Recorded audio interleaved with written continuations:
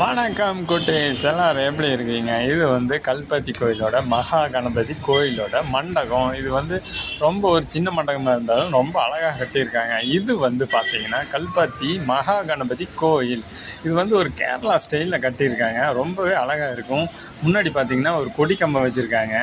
நான் ஃபுல்லாக சுற்றி காட்ட போகிறேன், எல்லோரும் இன்ட்ரெஸ்ட்டாக பாருங்கள். இப்போ பார்த்தீங்கன்னா நிறுத்தி காட்ட போகிறேன். இது வந்து கொடிக்கம்பம். கொடிக்கம்பத்தில் பார்த்தீங்கன்னா மகா கணபதியோட கோயிலோட வாசல் ரொம்பவே ஒரு கேரளா ஸ்டைலில் அழகாக கட்டியிருக்காங்க. இப்போ வந்து ஒரு அக்ரகாரத்தை காட்ட போகிறேன். இது கல்பாத்தியோட அக்ரகாரம். பழைய பிராமின்ஸ் எல்லாம் இங்கே தான் இருக்காங்க. இங்கே வந்து தமிழ் பிராமின்ஸ் எல்லாம் இருக்காங்க. பார்த்திங்கன்னா ஓட்டு வீடோட பழங்காலத்து ஒரு ஸ்டைலில் கட்டியிருக்காங்க. பார்த்துக்குங்க, நல்லாவே கட்டியிருக்காங்க. வந்திங்கன்னா ரொம்ப சூப்பராகவே இருக்கும். ஆனால் ஒரு 20% எல்லாம் இடிச்சுட்டு மீதி இருக்கிறவங்கெல்லாம் கட்டடம் கட்டிட்டாங்க.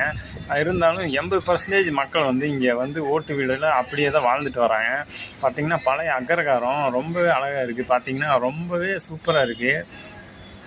இங்கே மட்டும்தாங்க கேரளாலே வச்சு, இங்கே மட்டும்தான் இந்த பாலக்காட்டிலே வச்சு, இங்கே மட்டும்தான் ஓட்டு வீடு இருக்குது. பார்த்திங்கன்னா தெரியும், இங்கே தான் ஓட்டு வீடு, வேறு எங்கேயுமே கிடையாது. பார்த்திங்கன்னா ஓட்டு வீடு அழகாக இருக்கா? வெள்ளை ஓட்டு வீடுக்கு தான். ஓட்டு வீட்லேயே டபுள் மாடி வீடு கட்டியிருக்காங்க. பழைய பிராமின்ஸ் இருக்கிற வீடு.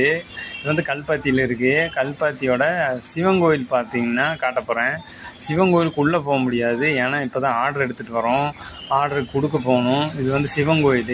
இது வந்து சிவன் கோயிலோட தேர்.